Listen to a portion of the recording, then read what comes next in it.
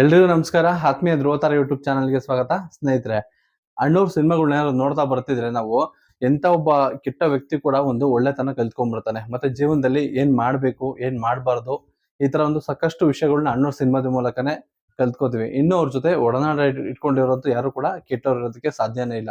ಯಾಕೆಂತಂದ್ರೆ ಎಲ್ರೂ ಸಹ ಅಣ್ಣವ್ರ ಒಂದು ಆದಿನೇ ಹಿಂಬಾಲಿಸಿರ್ತಾರೆ. ನಾನು ಇವತ್ತು ಯಾವೊಂದು ವಿಷಯ ನಿಮ್ಗೆ ಹೇಳ್ತಾ ಇದ್ದೀನಿ ಅಂತಂದ್ರೆ, ಅಣ್ಣವ್ರಿಗೆ ದೇವ್ರ ಮೇಲೆ ಸಾಕಷ್ಟು ಭಕ್ತಿ ಇತ್ತು, ಸಿಕ್ಕಾಪಟ್ಟೆ ಪ್ರೀತಿ ಇತ್ತು, ಸಿಕ್ಕಾಪಟ್ಟೆ ದೇವ್ರನ್ನ ಕೂಡ ಅಣ್ಣವ್ರು ನಂಬ್ತಿದ್ರು. ಆದ್ರೆ ಮೂಢನಂಬಿಕೆನ ಯಾವ್ದು ಕೂಡ ನಂಬ್ತಾ ಇರ್ಲಿಲ್ಲ. ಅಣ್ಣವ್ರು ಒಂದ್ಸರಿ ಏನ್ ಮಾಡಿದ್ರು ಅಂತಂದ್ರೆ, ಅಣ್ಣವ್ರಿಗೆ ಇಷ್ಟವಾದ ದೇವ್ರು ಅಂತಂದ್ರೆ ರಾಘವೇಂದ್ರ ಸ್ವಾಮಿಗಳು, ಮತ್ತು ಅವ್ರು ಮನೇಲಿ ಪೂಜೆ ಮಾಡ್ತಾ ಇದ್ದಿದ್ದು ಬೀರೇಶ್ವರ ಅನ್ನೋ ಒಂದು ದೇವ್ರನ್ನ. ಅಣ್ಣವ್ರು ಯಾವಾಗಲೂ ದೇವಸ್ಥಾನಕ್ಕೆ ಹೋಗ್ಬೇಕಾದ್ರೆ ಜೊತೆಲಿ ಒಂದು 4-5 ಜನ ಹೋಗ್ತಿದ್ರು. ಅಥವಾ ಸಿನಿಮಾದ ಮುಹೂರ್ತ ಏನಾದ್ರು ನಡಿಬೇಕು ಅಂತಂದ್ರೆ ಜೊತೆಲಿ ಒಂದು ಚಿತ್ರರಂಗ ಟೀಮ್ ಹೋಗ್ತಿತ್ತು. ಅಲ್ಲಿ ಎಲ್ರು ಸಹ ದೇವ್ರ ಉಂಡಿಗೆ ₹500, ₹1000, ₹2000 ಈ ತರ ಹಾಕ್ತಿದ್ರಂತೆ.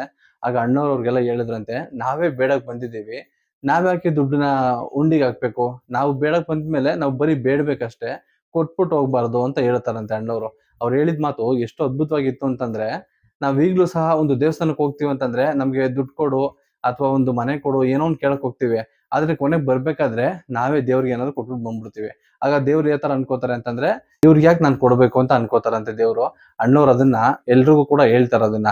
ಮತ್ತ್ ಅಣ್ಣವ್ರಿಗೆ ಯಾರಾದ್ರೂ ಬಂದು ಒಂದ್ ₹500 ಕೊಟ್ಬಿಟ್ಟು ಉಂಡಿಗೆ ಹಾಕಿ ಅಂತಂದ್ರೆ, ನಾನ್ ಅದನ್ನ ಹಾಕಲ್ಲ, ನೀವೇ ಹಾಕಿ, ನಮ್ಮ ಹತ್ರ ದುಡ್ಡಿದೆ ಅಂತ ಅನ್ಬಿಟ್ಟು ಯಾವ್ದೇ ಕಾರಣಕ್ಕೂ ಅದು ತೋರಿಕೆ ಆಗ್ಬಾರ್ದು, ನಾವ್ ಯಾರಿಗೂ ಕೂಡ ಅದನ್ನ ತೋರಿಸ್ಬಾರ್ದು ಅಂತ ಹೇಳ್ತಾರಂತೆ ಅಣ್ಣವ್ರು. ಅದೇ ತರ ಇನ್ನೊಂದು ವಿಷಯ ಏನು ಅಂತಂದ್ರೆ, ಅಣ್ಣವ್ರ ಹತ್ರ ಒಂದು ₹5, ₹10 ಇತ್ತು ಅಂತಂದ್ರೆ ಅದನ್ನ ಅವ್ರು ಉಂಡಿಗೆ ಹಾಕಿದ್ರೆ ಅದೇ ಹೆಚ್ಚಂತೆ. ಅಣ್ಣವ್ರು ಯಾವ್ದೇ ಕಾರಣಕ್ಕೂ ಈ ದೇವಸ್ಥಾನಗಳಿಗೆ ದುಡ್ಡು ಹಾಕ್ತಿರ್ಲಿಲ್ಲ. ಆದ್ರೆ ಅಣ್ಣವ್ರು ಮಂಗಳಾರತಿ ತಟ್ಟೆಗೆ ದುಡ್ಡು ಹಾಕೋರಂತೆ. ಯಾಕೆಂತಂದ್ರೆ ಮಂಗಳಾರತಿ ತಟ್ಟೆಗೆ ನಾವು ದುಡ್ಡು ಹಾಕಿದ್ರೆ ಅದರಿಂದ ಅರ್ಚಕರು, ಪುರೋಹಿತರು ಏನ್ ಹೇಳ್ತಾರೆ, ಅವರ ಒಂದು ಜೀವನ ನಡೆಯುತ್ತೆ. ಅವರು ಮನೆಗೆ ತಗೊಂಡೋಗಿ ಅವರ ಮಕ್ಕಳು ಎಜುಕೇಶನ್ಗೋ ಅಥವಾ ಅವರ ಒಂದು ಮನೆಯಲ್ಲಿ ಒಂದು ಊಟಕ್ಕೋ ಏನಕ್ಕೋ ಒಂದಕ್ಕೆ ಅದು ಉಪಯೋಗಕ್ಕೆ ಬರುತ್ತೆ. ಹಾಗಾಗಿ ಈ ಪುರೋಹಿತರ ತಟ್ಟೆಗೆ ಒಂದ್ ₹50, ₹100 ಅಣ್ಣವ್ರು ಹಾಕ್ತಿದ್ರಂತೆ. ಅದರಿಂದ ಅವ್ರ ಜೀವನ ನಡೆಯುತ್ತೆ. ಅಥವಾ ದೇವ್ರಿಗೆ ಹೂವ ಕೂಡ ಹಾಕೋದವ್ರೇನೆ, ಹಾಗಾಗಿ ಅದನ್ನ ಅವ್ರಿಗೆ ಹಾಕಿ ಅಂತ ಅನ್ಬಿಟ್ರು. ಯಾವ್ದೇ ಕಾರಣಕ್ಕೂ ಅಣ್ಣವ್ರು ದೇವರ ಉಂಡಿಗೆ ಅಥವಾ ದೇವ್ರಿಗೆ ಅಂತ ಯಾವ್ದೇ ಕಾರಣಕ್ಕೂ ಆಗ್ತಾ ಇರ್ಲಿಲ್ವಂತೆ. ಈ ಮಾತು ಸತ್ಯ ಕೂಡ ಹೌದು. ಒಂದು ಅರ್ಥದಲ್ಲಿ ನೋಡ್ಬೇಕು ಅಂತಂದ್ರೆ ಅಣ್ಣವ್ರು ಸಿಕ್ಕಾಪಟ್ಟೆ ಟಿಪಿಕಲ್ ಮನುಷ್ಯರು. ಹೆಂಗಂದ್ರೆ ಒಂದು ಪ್ರಿನ್ಸಿಪಲ್ ನ ಫಾಲೋ ಮಾಡ್ಕೊಂಡ್ ಬರ್ತಿದ್ದವ್ರು. ಹಾಗಾಗಿ ಅವರು ಅಷ್ಟು ದೊಡ್ಡ ಎತ್ತರಕ್ಕೆ ಬೆಳೆದ್ರು. ಮತ್ತೆ ಇನ್ನೊಂದು ವಿಷಯ ಹೇಳ್ಬೇಕು ಅಂತಂದ್ರೆ, ಅಣ್ಣವ್ರದ್ದು ಒಂದು ಪರ್ಸ್ ಇರುತ್ತೆ. ಯಾವಾಗ್ಲೂ ಅಣ್ಣವ್ರ ಜಾಬಲ್ಲಿ ಒಂದು ಪರ್ಸ್ ಇಟ್ಕೊಂಡಿರ್ತಾರೆ. ಅದರಲ್ಲಿ ಒಂದಷ್ಟು ಐಟಮ್ಗಳು ಇರುತ್ತೆ. ಅಣ್ಣವ್ರ ಪರ್ಸ್ ಒಳಗಡೆ ಏನ್ ಇರುತ್ತೆ ಅಂತ ಅನ್ಬಿಟ್ಟು ನಾನು ನಿಮ್ಗೆ ಆಮೇಲೆ ಹೇಳ್ತೀನಿ. ಅಣ್ಣವ್ರ ಪರ್ಸು ಒಂದಿನ ಒಂದು ಶೂಟಿಂಗ್ ನಡೀತಿರುತ್ತೆ. ಶೂಟಿಂಗ್ ಸೆಟ್ ಅಲ್ಲಿ ಪರ್ಸ್ ಕಳ್ದೋಗ್ಬಿಡುತ್ತೆ. ಆಗ ಎಲ್ರು ಅನ್ಕೋತಾರೆ, ಇದೇನಪ್ಪ ಇದು ರಾಜ್ಕುಮಾರ್ ಅವ್ರ ಪರ್ಸ್ ಕಳ್ದೋಯ್ತು ಶೂಟಿಂಗ್ ಸೆಟ್ ಅಲ್ಲಿ, ಯಾರಪ್ಪ ಕದ್ದಿದ್ದು ಅಂತ ಯೋಚನೆ ಮಾಡಿರ್ತಾರೆ. ಆಗ ಅಣ್ಣವರು ಪಾರ್ವತಮ್ಮ ರಾಜ್ಕುಮಾರ್ ಅವ್ರನ್ನ ಕರೀತಾರೆ. ಕರೆದ್ಬಿಟ್ಟು ಹೇಳ್ತಾರೆ, ಯಾಕೆ ನೀನು ನನ್ನ ಪರ್ಸನ್ನ, ಯಾಕೆ ನೀನು ಪರ್ಸ್ ಒಳಗಡೆ ₹1 ಕೂಡ ಇಡೋದಿಲ್ಲ? ಈಗ ನೋಡು ನನ್ನ ಪರ್ಸ್ ಕಳ್ದೋಯ್ತು, ಆ ಪರ್ಸ್ ಎತ್ಕೊಂಡೋಗಿರೋ ಕಳ್ಳ ಕೂಡ ಬೈಕೋತಾನೆ, ಇವನ್ಗೆ ಬಿಳಿ ಪಂಚೆ ಶರ್ಟು ಇದೆಲ್ಲ ಯಾಕೆ ಬೇಕು, ಓಡಾಡೋದಕ್ಕೆ ಕಾರಲ್ಲಿ ಯಾಕೆ ಬೇಕು, ಇಷ್ಟು ದೊಡ್ಡ ಸೂಪರ್ ಸ್ಟಾರು, ಇವೆಲ್ಲ ಪರ್ಸಲ್ಲಿ ₹10 ಇಟ್ಟಿಲ್ಲ ಅಂತಂದ್ರೆ ಯಾವ ಸಿನಿಮಾ ಸೂಪರ್ ಸ್ಟಾರ್ ಅಂತ ಬೈಕೋತಾನೆ. ಅಥವಾ ಕಳ್ಳಂಗೆ ಸಂತೋಷ ಆದ್ರೂ ಆಗ್ಬೇಕು, ಅದಕ್ಕೆ ಒಂದು ₹10 ಆದ್ರೂ ಪರ್ಸ್ ಒಳಗಡೆ ಇಡು, ಅವ್ನ್ ಕತ್ಕೊಂಡು ಹೋದಾಗ ಅದಾದ್ರೂ ಅವ್ನು ಸಿಗ್ಲಿ ಅಂತ ಅನ್ಬಿಟ್ಟು ಅಣ್ಣವರು ವೈಟ್ ಶರ್ಟ್ ವೈಟ್ ಪಂಚೆ ಹಾಕೋತಿದ್ರು. ಯಾವ್ದೇ ಕಾರಣಕ್ಕೂ ಅವ್ರ ಪರ್ಸಲ್ಲಿ ₹1 ಕೂಡ ದುಡ್ಡು ಇಟ್ಕೊಂತ ಇರ್ಲಿಲ್ಲ. ದುಡ್ಡಿನ ಅವಶ್ಯಕತೆ ಏನೇ ಇತ್ತು ಅಂತಂದ್ರು ಪಾರ್ವತಮ್ಮ ರಾಜ್ಕುಮಾರ್ ಅವ್ರಿಗೆ ಹೇಳ್ತಿದ್ರು, ಅವರು ಅದನ್ನ ನೀಗಿಸ್ತಿದ್ರು.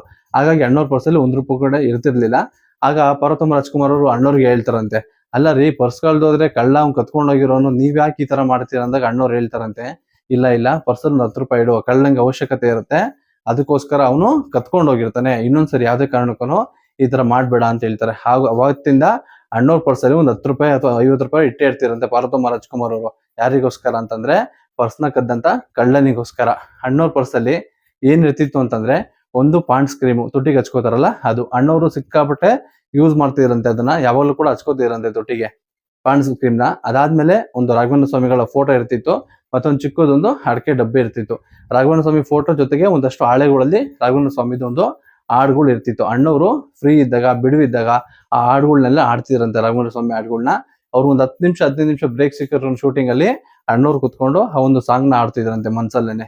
ಯಾಕೆಂತಂದ್ರೆ ಅಣ್ಣವರು ಸಿಕ್ಕಾಪಟ್ಟೆ ಪ್ರೀತಿ ಮಾಡ್ತಿದ್ರು ರಾಘವೇಂದ್ರ ಸ್ವಾಮಿಗಳನ್ನ. ರಾಘವೇಂದ್ರ ಸ್ವಾಮಿ ಸಿನಿಮಾ ಏನಿದೆ ಮಂತ್ರಾಲಯ ಮಹಾತ್ಮೆ, ಅದಾದ್ಮೇಲಂತೂ ಅಣ್ಣವರು ಸಿಕ್ಕಾಪಟ್ಟೆ ಅಭಿಮಾನಿಗಳಾಗ್ತಾರೆ ರಾಘವೇಂದ್ರ ಸ್ವಾಮಿ ಅವ್ರಿಗೆ. ಕನ್ನಡ ಚಿತ್ರರಂಗದಲ್ಲಿ ಒಂದು ರಾಘವೇಂದ್ರ ಸ್ವಾಮಿ ಮಠ ಏನಿದೆ ಅದಕ್ಕೆ ಅತಿ ಹೆಚ್ಚು ಒಂದು ಪ್ರೀತಿ ಅಥವಾ ಒಂದು ಗೌರವದಿಂದ ನಡ್ಕೊಳ್ಳೋರು ಯಾರಾದ್ರು ಇತ್ತು ಅಂತಂದ್ರೆ ಅದು ಅಣ್ಣವ್ರ ಕುಟುಂಬನೇ. ಅಣ್ಣವ್ರಿಗೆ ರಾಘವೇಂದ್ರ ಸ್ವಾಮಿ ಮೇಲೆ ಸಿಕ್ಕಾಪಟ್ಟೆ ಒಲವಿತ್ತು. ಇದಿಷ್ಟು ಅಣ್ಣವ್ರದ ಒಂದು ಶೂಟಿಂಗ್ ಟೈಮಲ್ಲಿ ನಡೆದಂತ ಒಂದು ಘಟನೆ, ಮತ್ತು ಅಣ್ಣವರ ಒಂದು ಪರ್ಸ್ ಕಳ್ದೋಗಿದ್ದು ಒಂದು ಘಟನೆ. ನೀವೆಲ್ಲ ಕೇಳ್ಬೋದು, ಇದೆಲ್ಲ ಯಾವಾಗ ನಡೀತು ಅಥವಾ ನಾನೇ ಏನಾದ್ರು ಸೃಷ್ಟಿ ಮಾಡ್ಕೊಂಡು ಹೇಳ್ತಿದ್ದೀನ ಅಂತ. ಇಲ್ಲ, ನನ್ನ ಆತ್ಮೀಯರಾದಂತಹ ಅಥವಾ ನನ್ಗಿಂತ ದೊಡ್ಡವರು ಗುರುಗಳು ಅಂತ ಹೇಳ್ಬೋದು. PR ಯೂಟ್ಯೂಬ್ ಚಾನಲ್ ಅಂತ ಏನಿದೆ, ಅವ್ರು ನನಗೆ ಒಂದು ಬುಕ್ಕನ್ನ ಒಂದು ಕಟಿಂಗ್ನ ಕಳ್ಸಿಕೊಟ್ಟಿರ್ತಾರೆ. ಯಾಕೆಂತಂದ್ರೆ ಅದನ್ನ ನೋಡ್ಕೊಂಡು ನಾನು ನಿಮ್ಗೆ ಹೇಳ್ತಿರೋದು. ಅಣ್ಣವ್ರ ಜೊತೆ ಅವರ ಒಡನಾಟ ಒಂದು ಸ್ವಲ್ಪ ಇತ್ತು. ಅದಾದ್ಮೇಲೆ ಒಂದಷ್ಟು ಬುಕ್ಗಳಲ್ಲಿ ಒಂದಷ್ಟು ಅಧ್ಯಾಯಗಳೆಲ್ಲ ಬರ್ದಿದೆ. ಆ ಒಂದು ಅಧ್ಯಾಯಗಳಲ್ಲಿ ಒಂದು ಚಿಕ್ಕ ಅಧ್ಯಾಯ ನನಗೆ ಕಳ್ಸಿಕೊಟ್ಟಿದ್ರು.